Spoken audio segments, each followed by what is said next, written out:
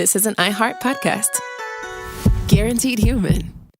With no fees or minimums on checking accounts, it's no wonder that Capital One Bank Guy is so passionate about banking with Capital One. If he were here, he wouldn't just tell you about no fees or minimums. He'd also tell you about how Capital One cafes are open 7 days a week to assist with your banking needs. Yep, even on weekends. It's pretty much all he talks about, in a good way. What's in your wallet? Terms apply. See CapitalOne.com/bankguy. Capital One N.A., member FDIC.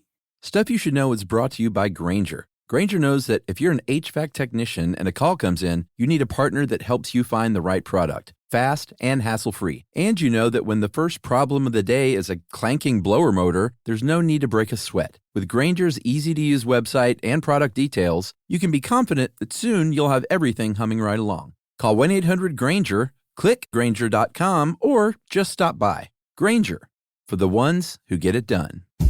Hey everybody, it's us, and we're here to talk to you about, get this, our book. We have a Stuff You Should Know book coming out this November, and you're going to love it, and you can pre-order it now. That's right. It's called Stuff You Should Know, an incomplete compendium of mostly interesting things. And it's been a lot of fun to work on, and we're really, genuinely excited about how this thing has come together. Yep, it's 26 chunky, hairy chapters that are just going to knock your socks clean off. And yes, Chuck, we are indeed proud of this book. It is truly, indubitably the first Stuff You Should Know book. And it's coming out this November, and you can order it now, pre-order, everywhere you get books. So do that. And we thank you in advance. Welcome to Stuff You Should Know, a production of iHeartRadio's How Stuff Works.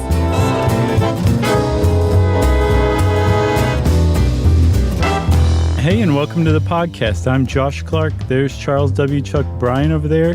Jerry is a disembodied spirit, but she's still with us, haunting us. And we are now set up for achievement, which means this is Stuff You Should Know. Set up for achievement? This sounds like a very 80s Reagan-era campaign. It does. It definitely does. Certainly not the kind of thing that would irritate you, whether it be in your nose or your brain or anywhere. Not the best segue, huh? I'm surprised you didn't try and work sternutation in there somehow. I love that word. Were you familiar with that word before? I don't think, I'm 49 years old. I don't think I'd ever heard sneezing being called sternutation. I just remembered I'm 44 now. So you got me beat, but I'm in the same boat with you. Yeah, I'd never heard that, but that is what, if you're a scientist and you want to be a real stiff, you probably say sternutation. If you're a scientist that wants to be friends with people, you'll still probably say sneezing. And it sounds super clinical, but it's actually really old. It's from, I think the first appearance of it is in a text from 1576. It sounds old. To me, it sounds clinical, but there's also a couple derivative words. Sternutative or sternutatory are things that make you sneeze. And Howard Stern, Baba Booey. Right. Hachooey. So we're talking sneezing, obviously, because we just discoursed on sternutation. I'm adding an extra syllable there, aren't I? Sternutation. That's the Josh Clark way. Why do I have to complicate? Why do I have to complicate things? We're talking about sneezing. Right. And sneezing is a really sort of, and I hate it when people call things like this elegant, so I'm going to refrain, but it's just a very efficient system that the human body has worked out to basically allow your nose, and we'll get into all the ins and outs of how it all happens, but to allow your nose and your nasal passage in your brain to act as bouncers and just say, get out of my body, fast. You're cut off, pal. Like real fast. You're cut off cigarette smoke. You're cut off Chanel number 7 that nobody likes. You know? Sure. That's a pretty good way to put it. I mean, and it's an ancient reflex too. I mean, basically all mammals at least sneeze. Some more than others. I didn't realize this, but apparently iguanas sneeze the most because it's part of their digestion.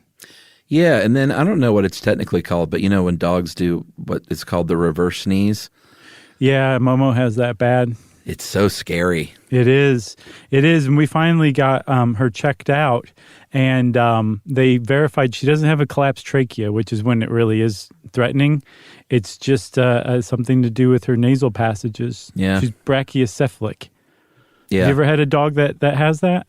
I mean, I've never had a dog that didn't do it occasionally. Uh-huh.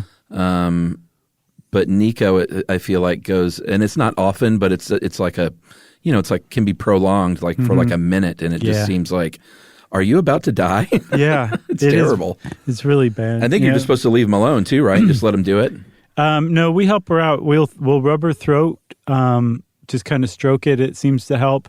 And then sometimes we'll just lightly plug her nostrils to kind of give her like a hitch to it. And that frequently cures it too. Sometimes though, she just has to work it out. But she gets it every time she gets excited. And she gets excited a lot. So it's sad for her. Yeah, but it's really not a sneeze, actually, because a sneeze is when you're trying to get something out of your nose, and that nose is a pretty amazing little system. It's an amazing filtration system. How it's designed with those narrow nasal passages. It's not like we have these big face holes. Like they're narrow for a very good reason, and that is to create turbulence inside your nasal passages. And, that turbulence shoves all that air that you're inhaling to the sides of your nasal passages. Yeah. The nasal mucosa. And that's got tiny little hairs called cilia. And the cilia mainly is sort of like a pre-doorman just saying like, yeah, your ID's good. Why don't we just move you to the back of the throat and we'll flush you out that way. But if it's too much, that's when you need to call in the big bouncer to initiate that sneeze response. Yeah, sometimes they're just like, no, I'm staying here. I'm not leaving. You can't kick me out. I hate the back of the throat. Super drunk, right? Yeah. Yeah, so I didn't realize that, but it makes sense that we swallow a lot of the particles that we inhale through our nose, which is gross, but effective. Or cough it up. We poop it out eventually, right? Yeah. But yeah, if they get stuck in the nose, then they do something magical, almost as magical as soap. But when they're sticking to the sides and they're not going anywhere, it's clear they're not going anywhere. They actually like irritate some specialized cells that are in that nasal mucosa, mast cells and eosinophils, I think. But basically, they're there to look out for little particles that decide they don't want to leave. And when those things get irritated, they release histamines, which trigger this reaction, like an allergic reaction, basically, where your nose is runny. And they also simultaneously start sending signals to your brain saying, hey, we got one. We need some help. Yeah, and I know we talked about this a little bit with the pollen episode. And I feel like we did another allergy-centric one, but I can't remember. But the whole thing takes about a second for the single sneeze. And, it's going to send that message, like you said, that chemical message to the sneeze center of the brain, which is in the lateral medulla. Yeah. And, the lateral medulla gets, like everything in the brain, it gets that signal and says, all I got to do is react fast whenever the body tells me to do something. Yeah. And in this case, it's to jet out whatever is in the nose as fast as possible. Right. So, and I was looking this up. If you want to get super clinical, if you're the kind of person who uses words like sternutation instead of sneezing, there's actually something called an afferent phase and an efferent phase. And an afferent phase is when you get ready to sneeze. Like your nerves have been tickled and are triggered and are itching, and they're sending messages to your brain in your sneeze center. And then the efferent phase is when your sneeze center goes, okay, it's go time. And that's actually pretty interesting stuff. And the way that happens is basically, from what I can tell, through a system of nerves, olfactory nerve, ethmoidal nerve, which is a terrible word, and then your trigeminal nerve, which is basically responsible for most of the sensation in your face and your ability to bite and chew. And when these nerves spring into action, they hit that message or the sneezing center in your brain, and your sneezing center sends it back over this kind of same switchboard of nerves in your face. And all this is happening in just, a very short amount of time. Yeah. I mean, like I said, the whole thing takes place in less than a second. And it's got to reach, in order for it to reach that sneeze center, it's got to be past a certain threshold of irritation, basically. Right. And once it does reach that irritable point, which there's no going back, he's had too much to drink. Everybody in the bar knows it. That's when it finally sends that impulse down through the head and neck to initiate that response that involves a lot of muscle groups. When you sneeze, and especially with some people, it can be a pretty violent action for the body. Yeah, like if you stop and take stock of what you're doing right then, you might find that you're hunched over, one of your legs is in the air, like your knees kind of pulled up. Your face is all scrunched up, your neck is tight. There's a lot of muscles involved, and the reason why is because you're taking in a bunch of air and then you're expelling a bunch of air with a lot of force to get that thing that won't leave out of your nose. Yeah, like you can, and I've seen professional athletes that have been sidelined from sneezing. If you've got a bad back or something, like it can really hurt. Luckily, I don't have back problems, but occasionally I have, and a sneeze can really tweak it to where you're like, right. That's when you know you're in old man territory. You have a sneeze and you're like, oh, hold on, I can't get up. Yeah, I'm going to have to lay down this weekend. But your abdomen, your chest, your diaphragm, your vocal cords, you mentioned that you take that deep inhalation. That's that like right before you go, and that builds up a lot of pressure in your chest. And that happens because your vocal cords just initially clamp shut.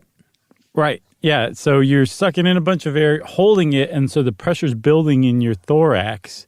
And then when you release it, your vocal cord openings open up to allow the air out, but then also your diaphragm is pushing that air out really violently so that it's going out your mouth and your nose. I saw about 100 miles an hour is the speed that can hit. Yeah, easily. Around 100 miles an hour. That is crazy to think about. Yeah. Your eyes close, but we can go ahead and dispel the old myth that you can pop your eyes out if you keep your eyes open during a sneeze, right? Yeah, not true. And apparently there are some people who do keep their eyes open when they sneeze, and they show quite clearly that your eyes don't pop out. That's just would be impossible. Plus, they usually close anyway, just automatically. Yeah, it's a very small group of people who sneeze with their eyes open. Most people it's like an involuntary. It's part of the involuntary process of sneezing. I don't know if we said that or not. But sneezing is an involuntary reaction to an external stimuli in your nose. Yeah, like you can't. I mean, you can try and trigger a sneeze, and we'll talk about certain things that can trigger a sneeze, but you definitely can't make yourself sneeze, like full stop. Yeah. No. I mean, yeah, there's definitely things you can do to make yourself sneeze, like you're saying. But there are things you can do to keep yourself from sneezing. Whether you want to or not is a different question, because, sneezing can feel pretty good if you don't throw your back out. Well, we'll talk about my sneeze pattern later. I know I've talked about it before, but okay. I find it fascinating. You accidentally tap out, drink your Ovaltine and Morse code through your sneezes? Is that your thing? Very nice. Thanks. Should we take a break? Let's take a break, Chuck, and then we'll come back and talk more about sneezing. Learning stuff is fun with Josh and Chuck. Stuff you should know.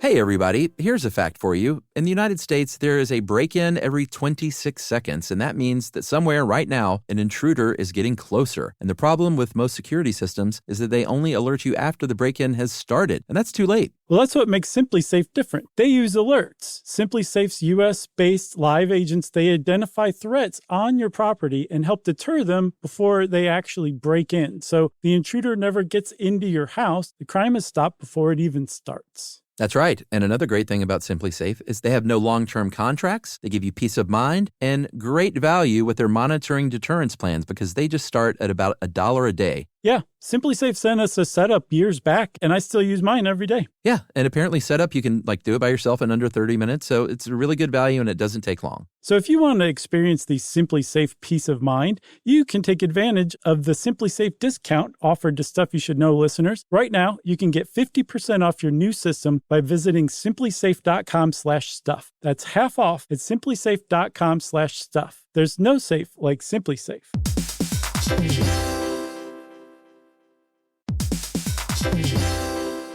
Work can be a little weird. One minute you're in a meeting that could have been an email. The next you're trying to decode corporate jargon that somehow means nothing. And don't even get us started on the quick sync that turns into a 45-minute deep dive. Yeah, well, the truth is figuring out your career isn't always straightforward. Whether you're trying to grow, pivot, or just stay relevant, it can feel like you're navigating it all on your own. Well, that's where LinkedIn comes in. That's right. LinkedIn can help you grow your career, helping you confidently navigate your path with insights, ideas, and inspiration from your professional community. You can stay up to date with the latest trends in your field, connect with people who get it, and discover opportunities tailored to your goals, your experience, and what actually matters to you. Whether you're looking for something new or just trying to grow where you are, LinkedIn gives you the tools and connections to move forward with confidence. Because LinkedIn is the network that works for you. Visit linkedin.com/knowstuff to learn more.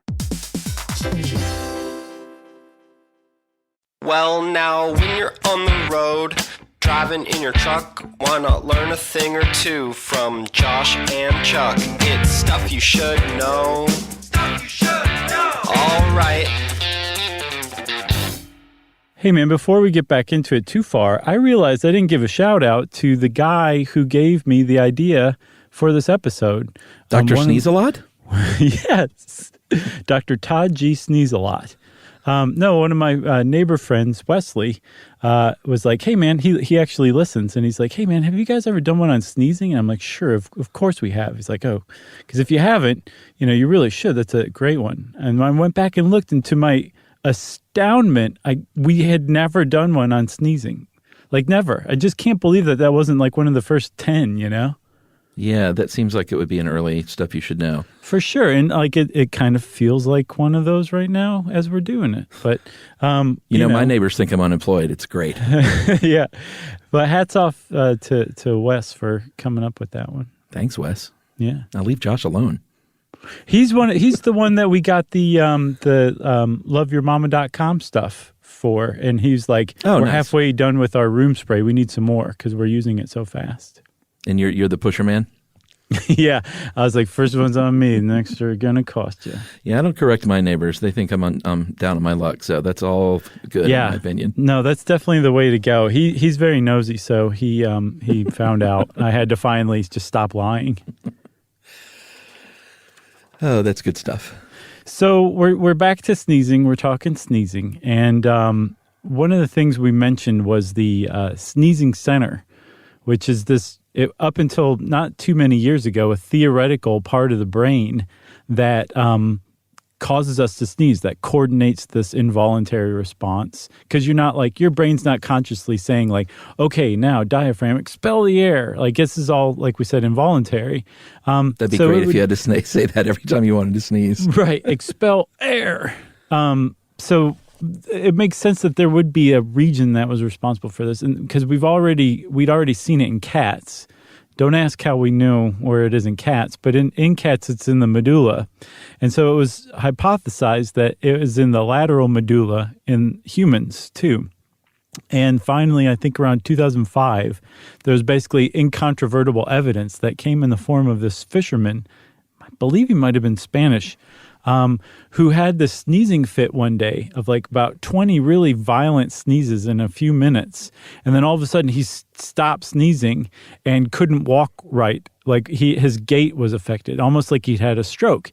And apparently either he caused a lesion on his lateral medulla from the sneezing, or that violent sneezing was like an initial symptom of a lesion, kind of like, here's your last sneezes ever. And he went to the doctor and they started testing him, and they would do things like put capsaicin in his nose, like red hot chili pepper in his nose, which makes everybody sneeze. It's like a universal sternatory, right? makes everyone sneeze, and it wouldn't make this guy sneeze. It would burn his nose, and it would make his nose runny, but it wouldn't make him sneeze. On the other side, it would make him sneeze, the other nostril, but not the right, I think. And so they found this lesion on his lateral medulla, and they said, sneezing center, welcome to our understanding. I had such a bad Red Hot Chili Peppers joke that I just sat on through that whole spiel. That's very grown up of you. Should I say it? Sure.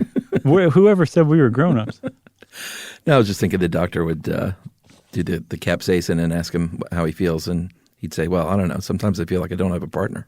That was pretty good. Yeah, it's better than Fight Like a Brave. I don't know. I'm trying to think of Chili Pepper songs. What if the doctor came in wearing nothing but one of those reflector headbands and a sock on his penis? I saw that coming. And that was it. Oh, that'd be great. That you got the right doctor. Yeah, you do. The party doc. So things that can make you sneeze. I know you kind of rattled off some jokes about perfume and smoke earlier. Mm-hmm. Oh, I wasn't joking. But those are all realities. The most common cause of a sneeze is, and the collective term is rhinitis, rhinitis. Mm-hmm. And that is just your sort of standard inflammation and swelling of your mucous membrane when you got allergies, when pollen's in the air, when you have a cold. But there are all kinds of other things that can cause a sneeze too, that are all different types of rhinitis. Yeah, speaking of rhinitis too, I ran across a term. The clinical term for a runny nose is rhinorrhea. Oh, gross. Yeah, isn't that grody? Like that makes it at least 12 or 15 times worse than runny nose, Yeah, weird. Yeah. So there's occupational rhinitis, which is basically when stuff you're working around makes you sneeze or irritate your nose. Things like cleaning supplies or, flour I saw was a pretty common occupational rhinitis. Sternatatory. Or sternitative, depending on your preference. Cigarette smoke, if you work in a place where they let you smoke, like maybe a cigarette factory. Although I heard that they don't allow smoking inside some cigarette factories now in like North Carolina. Isn't that just the end-all, be-all? Well, you think they would allow you to do that while you're working? They used to up until very recently. Really? Oh, yeah. I have the impression you could just pluck one off the line and light it up. Wow. I guess if you're a smoker, that's a big perk. It is. But then now they're like, no smoking inside, which leads you to the follow-up question, why? Yeah. Why can we not because smoke it kills inside? you. And they go, what? Very dangerous, you dummy. Let me see. You've also got the hormonal rhinitis, which is women might experience that when they have high estrogen levels. Maybe if you're pregnant or you're on the pill or you're going through puberty, you might have some sort of run-on sneezing episodes. Sure. There's drug-induced rhinitis. There's certain drugs that have been identified. What'd you say? The hippest kind. Right, yeah. Mushrooms will make you sneeze. Apparently, I'm guessing that, I didn't see this anywhere, but this is an educated guess. Tell me if you think it sounds convincing. Those drugs probably stimulate your mast cells to release histamines. And then that just basically almost like a phantom allergen. Okay. That's what I'm going with. All right. But apparently NSAIDs, beta blockers, and some antihypertensive drugs are the ones that are known drug-induced rhinitis sternatatories. If you are of advanced age, you might have what's called geriatric rhinitis, that's when those submucosal glands atrophy, and that means your nose can get really irritated and you might sneeze a lot. Right. That is very sad to me if you think about it, because there's not much that can be done. I am sure you just put like maybe Vaseline or something in your nose. That's got to be the cure for that. But that's just sad because it's like your little body's running down. We should have a cure for that. Yeah. Like our medicine is not far enough along, in my opinion, for this to be 2020. It's kind of a disappointing 2020, everybody. Am I right? Yeah. So we've talked before, Chuck, multiple times about photic sneezing, which I am a photic sneezer, and I don't remember if you are or not. I feel like I have, but I don't. It's not like roundly something that happens to me. I don't think so. Okay. I am a photic sneezer more than I'm a native-born Toledoan even. Maybe they're tied. So how does it get you? Like anytime you like turn on a light? Very rarely light. It's almost always sunlight, and I think it's just because of the intensity of it. But yeah, like if I walk out, say like if I go see a movie in the middle of the day, like it's just a slacker. I miss those and days. I come out, and then I come out, and it's very sunny. Sure. It is guaranteed 3 sneezes in a row. Is that your Every usual time. pattern? Yeah, usually. And I looked into that, like why do we sneeze multiple times? Apparently there's a very simple answer for it, and that's that your brain has determined that the irritant hasn't been ejected yet. But with photic sneezing, it's almost like it's mistaken identity, right?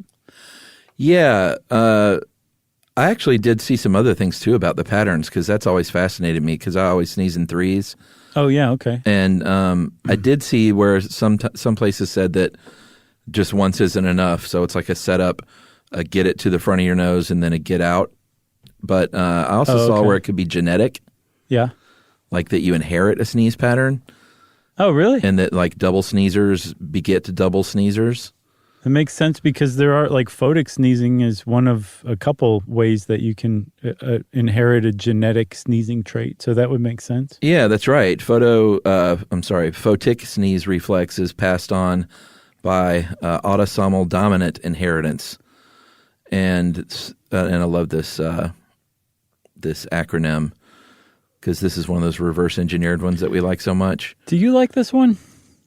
I like this one. I hated the other one. Yeah, man, with a passion. Like I wasn't even going to bring that one up, to be honest. Okay. We'll just pass it by and let everybody wonder for the rest of their lives. But autosomal dominant compelling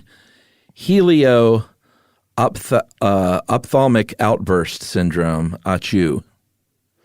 It's a little rough. It is. I mean, there's a whole dominant in there that's missing. But okay, fine. We'll go with that. But that is a term for photic sneezing that was coined at some point by someone who's obviously right. That's your totally biggest pet peeve, right? For acronyms is when they just sneak a word in there and don't use it for a letter. Yeah, it's lazy. Although, I mean, I get where they were coming from. You don't want it to be ADCHU. It's like, why even do it? but you got to figure it out, you know? Yeah. I mean, just take dominant out. Just go with autosomal, you know? Yeah, no one, who would know? I wouldn't have noticed. So, you were saying, was that it for the patterns, the sneezing patterns? Yeah, I mean, there are just a couple of theories, either hereditary or that it just takes that much. But I'm not I just don't know if I buy that for myself because it's always 3s and it's not like I have a weak sneeze, so it takes 3. Mm-hmm. I don't know. It feels ingrained somehow. Yeah, like if you only do 2, you notice, and does it feel incomplete? It does, but that almost never happens. Occasionally, I'll do a 4-banger, but I don't know that I ever sneeze once or twice. It's almost always 3. Yeah.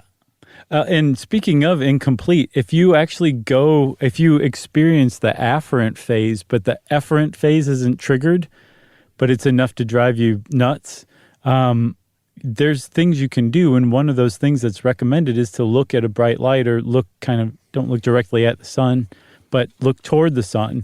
And that should help jumpstart that efferent phase, the second part where the actual sneeze takes place. Oh, okay. Well, that makes sense.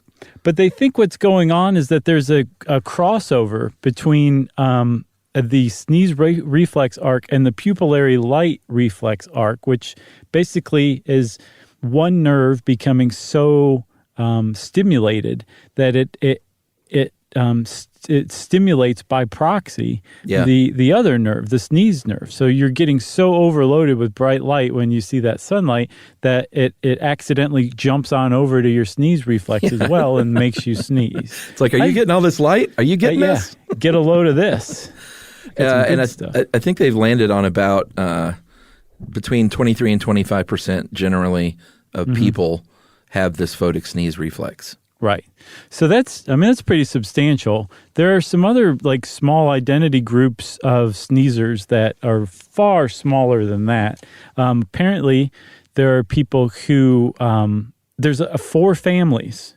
not 1 in 4 people, 4 families, as far as anyone knows, who have something called satiation, which is where if they eat too much and they feel overly full, it will trigger a sneezing attack. Yeah, I would call that rare. Yeah, 4 families for sure. And we're just going to pass right on by, right, Chuck? Yes. Okay. That acronym. Getting back to the photic sneezing, though, they think it also could be a holdover and an evolutionary advantage from when we were little babies, because little babies they can't blow their nose. They don't know what that even is. No. So they can't pick their nose. They can't use any implement at all to clear out their nose except the sneeze. They rely on the sneeze to get that mucus out, or, of course, parents who will suck that stuff out through a little device. Yeah. Which is no fun, but necessary. Or you hold them on their side and you blow in their ear. That usually clears out the nose. But I should probably just go ahead and say, don't do that. That was a joke. You can whisper sweet nothings. Sure. But don't do that. But babies are pretty sensitive to that photic light reflex, and they think that may be a reason that basically that's just sort of a holdover from when we were babies. It makes sense. It also makes sense to me that babies might have more active or kind of raw or nerve pathways, so maybe they're just more sensitive to that jump over, that crossover. Maybe. Plucking nose hair, does that ever happen to you? Every time. So it doesn't make me sneeze, but it makes my eyes water. I've just seen every long-distance commercial from the 90s all at once. Yeah, and it's interesting because you talked earlier about the trigeminal nerves that are all through the face. I think it's just all related. Like you could pluck an eyebrow and it could make you sneeze, and your eyes are watering, and that's part of your face. Like it's just all sort of one big nerve bundle that's all interrelated, and any of those could trigger either watering of eyes or definitely sneezing. Even if you pluck a hair out of your head, that could do it. That's never happened to me, but my nose hair and my eyebrow hair, oh man, my eyes will start watering. It's not a pleasant experience for sure. I've never plucked an eyebrow hair. Oh, every once in a while I'll get one that's a big, fat, long goat hair. It just suddenly comes up overnight. No, I've got those too. Okay, well, I pluck those. I just trim those. You know, maybe I should trim them. That's a good idea. But have you ever noticed if you get one, there's almost invariably one on the other side too? Like they come up in pairs? Does that happen to you? I have not noticed that. When you pull on one, does the other one get shorter? That was wonderful, Chuck. That'd be great. Yeah. It's like pulling that spaghetti through your nose and out your mouth. Don't do that either. Can you do that? No, I've never tried to do stuff like that. I've never tried either. I don't want to. No. There's also a group of people who sneeze when they become sexually aroused. Yeah, that's a thing apparently. Or if you orgasm, after you orgasm, it could trigger a sneezing fit. Yeah, it's apparently a bigger group than you would expect. Some researcher went around to internet chat rooms and said, hey, does anybody sneeze when they become aroused or when they have an orgasm? And she found 17 people who sneeze from sexual ideation and 3 who sneeze from orgasm, that is way more than I would expect from just going around on internet chat rooms and asking people, you know? Yeah, and also, we should point out, way not scientific. No, not at all. Yeah. But anecdotally, it's still impressive. But I read an explanation for this. It's a terrible explanation, but it's an explanation by the Journal of the Association of Physicians of India.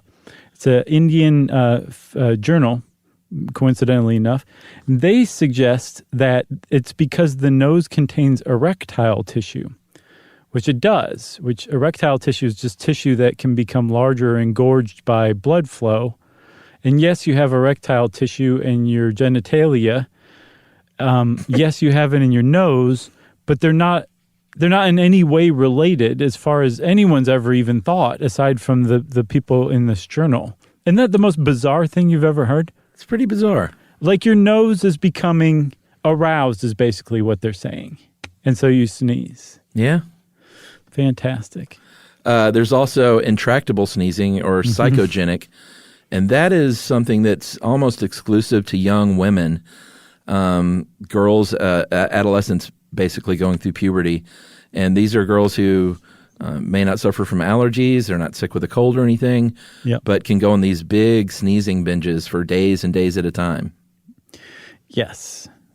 And apparently the world, oh my goodness. The world record holder is a girl named Donna Griffiths, who was 12 when she started. She started in 1981, January of 1981, and her sneezing fit ended 977 days later in September of 1983. I remember hearing about this one. And as it went on, I was way too young for this, but had I been more aware, I would have felt very bad for this girl. Because as it went on, if she sneezed once in a day, it was considered part of the record. And I think that was kind of how it was toward the end. But that first year sounds like a bear. Yeah, no good. 1 million sneezes in the first 365 days, which is basically a sneeze a minute on average. And, Chuck, it's impossible to sneeze in your sleep. You cannot sneeze in your sleep. If you sneeze while you're sleeping, you wake up to sneeze. Your brain just isn't functioning correctly to sneeze while you're sleeping. So that means this girl was averaging a sneeze a minute just during waking hours, but a sneeze a minute over 24 hours compressed into, say, 10 or 12 hours that she was awake that day. Or would she wake herself up sneezing? I don't know.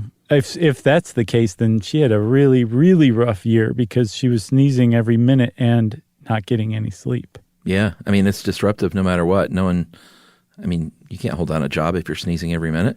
Well, luckily she was 12, and this is after child labor laws were passed. I'm hoping she didn't get out have of that cigarette factory. Yeah, that's right. She has nimble little fingers for sorting cigarettes. Perfect. Should we take another break? Yeah, I think so. All right, we'll talk about the travel and droplets right after this. Great band. Learning stuff is fun with Josh and Chuck. Stuff you should know.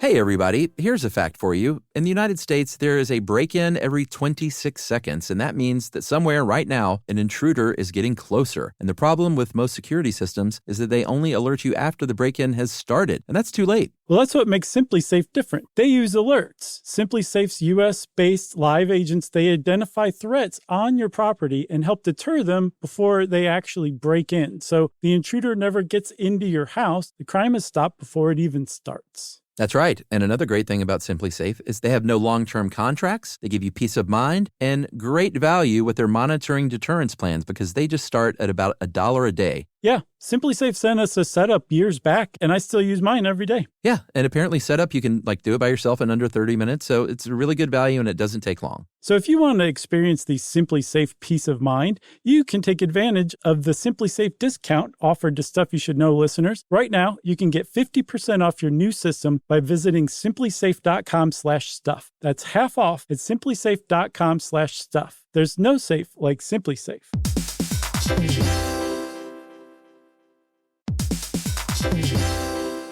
Work can be a little weird. One minute you're in a meeting that could have been an email. The next you're trying to decode corporate jargon that somehow means nothing. And don't even get us started on the quick sync that turns into a 45-minute deep dive.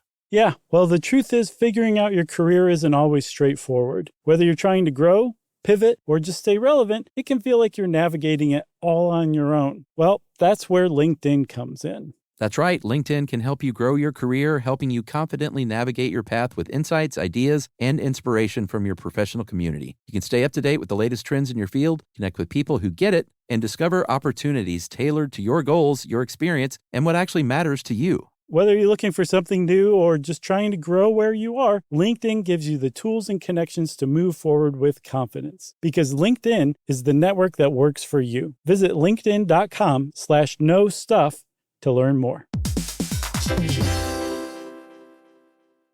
Well, now when you're on the road, driving in your truck, why not learn a thing or two from Josh and Chuck? It's stuff you should know. Stuff you should know. All right. All right. So this is pretty relevant now. And I think this was put together before. I feel like we've been sitting on this one. Was this before coronavirus? No, I think it was during. Was it during? Okay. Yeah, and this is Dave helped us out. Dave Roos helped us out with this one. Yeah. So, and I think we've all seen these videos by now with everything that's going on. But in 2016, a researcher from MIT named Lydia, goodness me, Barubia? Sure. Bariba? I'm going with Buruiba. Buruiba? It is. There's a couple of ooh sounds in there that follow one another. It makes it very difficult. Yeah. Whenever you pack 3 vowels in a row, it's always sort of a dealer's choice. So she published some slow-mo 2,000 frame per second film images of people sneezing and what that looked like. That's where we get, and other people have done this too and measured the sneeze, but that's one place where we get the 100 miles per hour stat. Oh, from that study? Yeah, and other places. I mean, that's pretty common knowledge now, but up to 25, 30 feet, you can blow a sneeze. It can stay suspended in the air for a few minutes. And they likened it to if you would take a bucket of paint and just throw the paint out of the can into the air.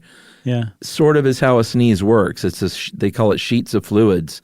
Yeah. And, you got these big hunks of mucus and saliva that just sort of come out together and then break apart little by little until you get to the fine mist that sort of can hang in the air. Yeah, it starts as a clump and then turns into ropey filaments and then into increasingly smaller particles.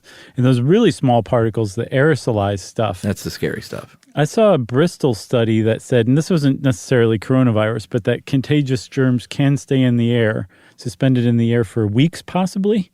That would have to be a very hardy, contagious virus or bacteria. Yeah, with like no airflow. Right. Yeah, to just sit there. But the 27 feet, which is kind of common knowledge these days in the era of coronavirus, that your sneeze can project those particles up to like 27 feet. There's little pockets of gas and turbulence that are in a room, even a room that seems still, but certainly one that has like the AC on or air flowing through it. And those little particles can hitch rides on those pockets and travel, I saw 200 times further than you expel them with just your sneeze. Yeah. So you know what prevents that? Covering yourself, your mouth and your nose when you sneeze and or wearing a mask. Yeah. I mean, they teach... this has nothing to do with coronavirus, but it's especially important. But they teach little kids from the moment they can even understand things in preschool to always sneeze into your elbow and cough into your elbow, because that's something that kids can, you can't always get to a tissue, right? Which is what they say is sort of the best thing to do.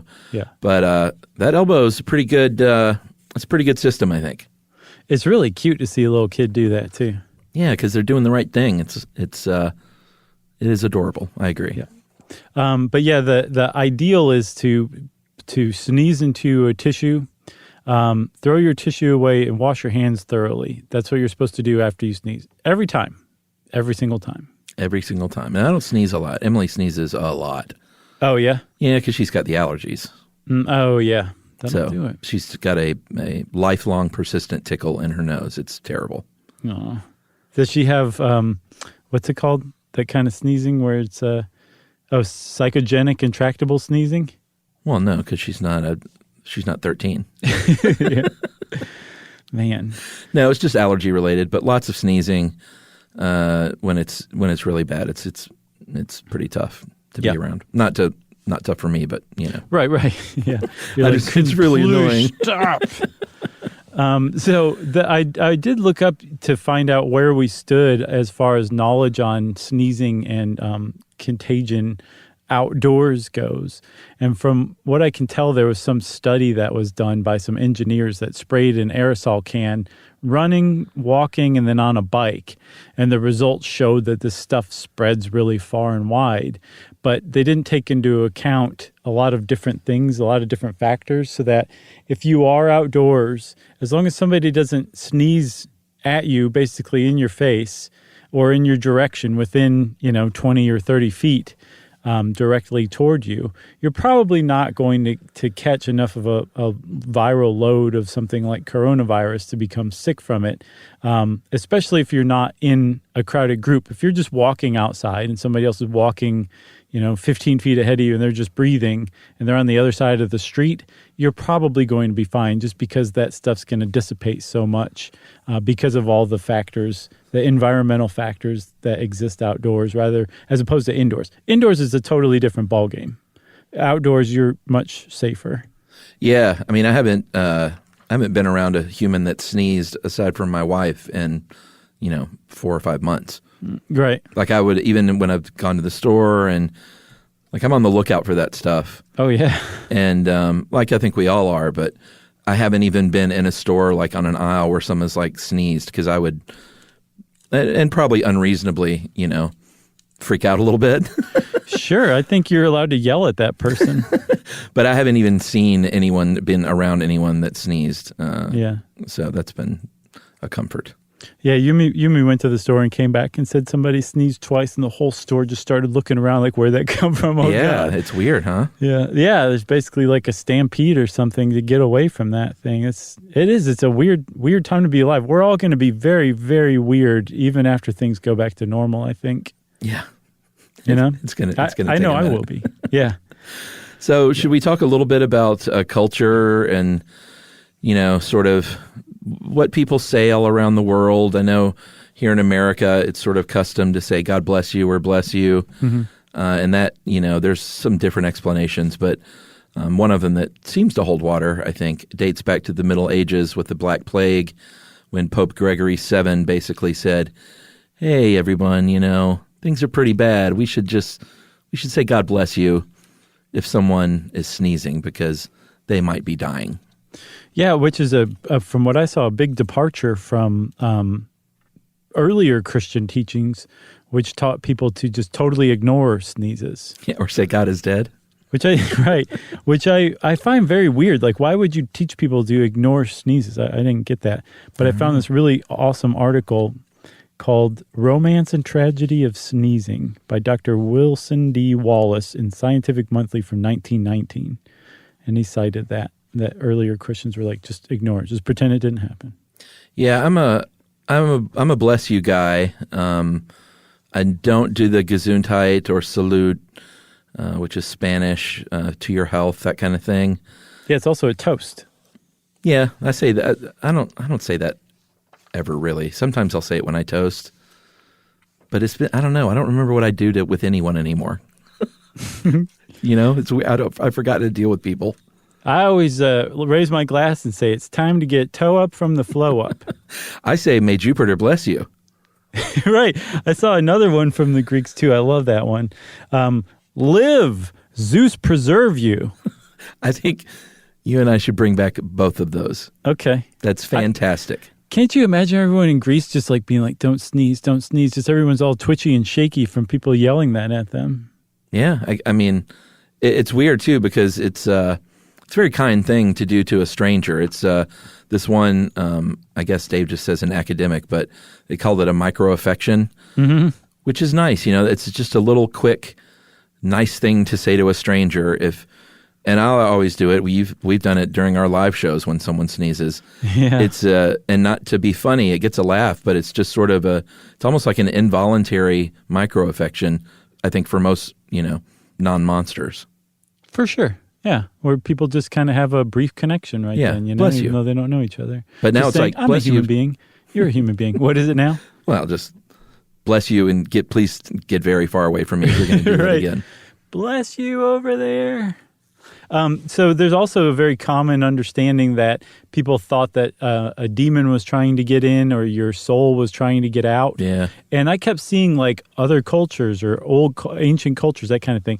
The closest one I could find that seemed like that was in Persia. Zoroasters believed that your body was fighting off a fiend that had invaded, like an invading demon or spirit, and that a sneeze was basically your body signaling that it had been victorious in fighting this fiend and getting this fiend out, and that deserved a prayer, and that if you overheard somebody sneeze, you would say the same prayer with them. I couldn't find what prayer, though. Yeah, it seems to be a good luck thing in a lot of cultures throughout the years. According to the Talmud, it's a good omen if you sneeze when you're praying. In China and Japan, if you sneeze, it means someone's sort of like your ears are burning, someone's talking about you. Yeah. And one sneeze means they're saying nice things. Two means they're spreading gossip. I don't know what they would think about me with my 3. Right. 3 means you die. Right. What would 3 mean? I don't know. I mean, because there's only 2 ways people can talk about you, right? Exactly. They might be saying something like, Chuck has a beard. Okay. You know? That's as neutral as it gets. Exactly.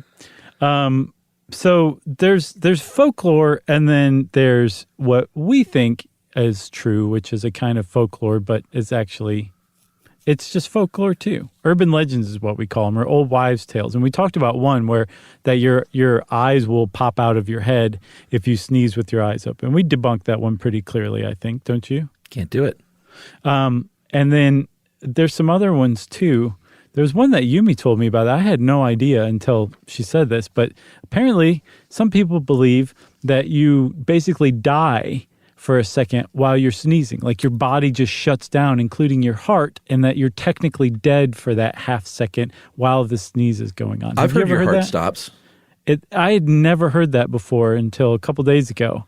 And I looked it up and it's a thing, but no, that's not at all true. Like your heart rhythm might actually change and the volume of blood in your heart might decrease or increase because of the pressure of the air in your chest or the release of pressure. But the electrical activity remains the same. And that's the key to whether your heart's, alive or not. Yeah, your heart does not stop.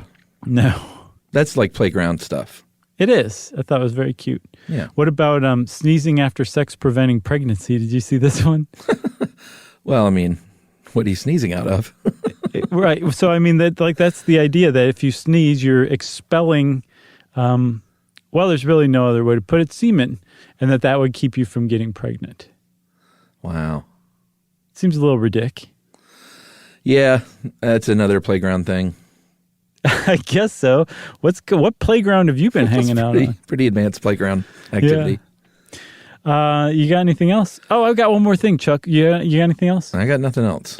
In 2016 or 18, a man in Leicester in the UK ruptured his throat from trying to stifle a sneeze. The pressure was so great, it broke open his throat. Wow. Yeah. Internally, it didn't break through the skin, but his throat internally was rupturing. Because that's what I pictured. Right. Like a throat explosion. It just blew his head completely off like that guy in Scanners. Well, I guess that's it for sneezing, everybody. Hope you enjoyed it. Thanks again to Wes for the idea. And since I said that, it's time for listener mail. We call this Atlanta, Texas. Hey, guys, my name's Ben Lee, local Atlantan, Georgia. And my wife and I are huge longtime fans. In your recent episode on Pirate Radio, y'all briefly brought up Radio Atlanta, which was named after Atlanta, Texas. And you joked that no one knew that town exists, even the people that live there. And that's pretty much true. My family is originally from Atlanta, Texas. It's pretty small, just about 5,000 residents, so it's totally understandable. I was born in Texarkana, Texas, not too far from there, which is basically famous for being in the Smokey and the Bandit movie. I thought that was the town that dreaded sundown, too, wasn't it? I don't know about that. I definitely remember from Smokey and the Bandit. Okay. Because they were driving that beer from Texarkana to Atlanta. Oh. And Benjamin here says, I don't know why they didn't do Atlanta to Atlanta. Wasted opportunity. It really is. It sounds like Benjamin moved from Atlanta to Atlanta, though, huh? Maybe. Kinda. I mean, he's in Atlanta. Right. He teaches at Georgia State. That's pretty awesome. Hey, hats off to you for teaching these days, Benjamin. Yeah, he says there's a lot of towns in Texas, though, named that are also Georgia names. There's an Athens, Texas, a Douglasville, a Columbus, Dallas, Georgia, and Texas. And he said there's even a Georgia, Texas. Well, that's just confusing. And he said, thanks for all the great stuff. And that is from Benjamin Bowden Lee. Thanks a lot, Benjamin Bowden Lee. That was a great email. We appreciate it. Any email that references Smokey and the Bandit, we're all right with. Yep. Well, if you want to email us about Smokey and the Bandit or anything else, we'd love to hear from you. You can send it to stuffpodcast@iheartradio.com. Stuff You Should Know is a production of iHeartRadio's How Stuff Works. For more podcasts from iHeartRadio, visit the iHeartRadio app, Apple Podcasts, or wherever you listen to your favorite shows.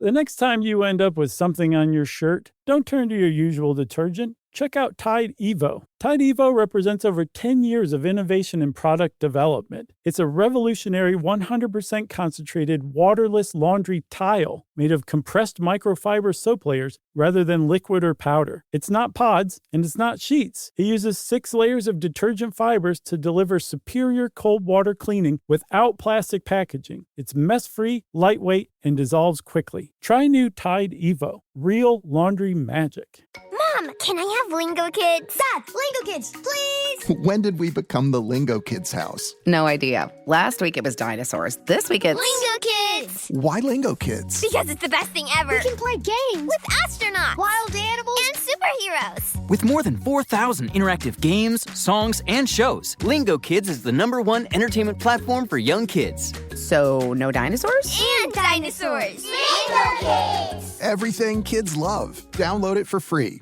This is an iHeart podcast. Guaranteed human.